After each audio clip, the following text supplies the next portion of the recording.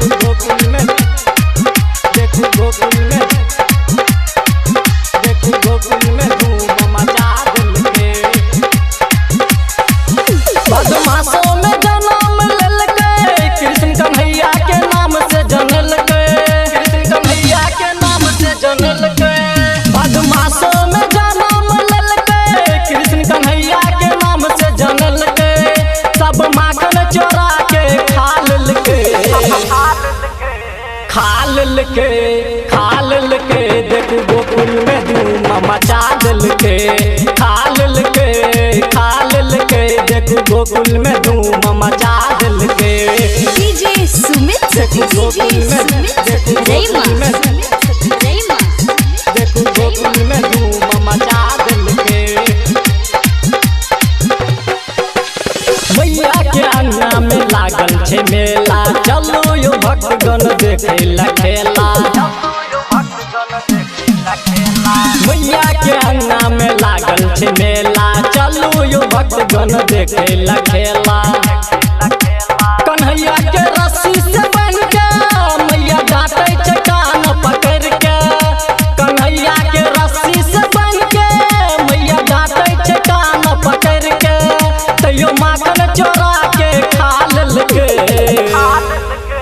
खा लेलके, खा लेलके। देखो गोकुल में धूम मचा दिलके, खा लेलके, खा लेलके। देखो गोकुल में धूम मचा दिलके। DJ Sumit Satish, DJ Sumit Satish रईमा। अभी आप सुन रहे हैं झंझारपुर से मिथिला रिकॉर्डिंग स्टूडियो की शानदार प्रस्तुति। यमुना में सखी सहेली सब नहाय छे, वही किनारे में एगो कदम छे। यमुना में सखी सहेली सब नहाय छे, वही किनारे में एगो कदम छे। कदम गाछ पे काना चढ़ के देखे छे बड़ी बेशर्म से। कदम गाछ पे काना चढ़ के देखे छे बड़े बेशर्म से। सब कन्या के वस्त्र चोरा लेलके, चोरा लेलके, चोरा लेलके। देखो गोकुल में धूम मचा दिलके, चोरा लेलके, चोरा लेलके।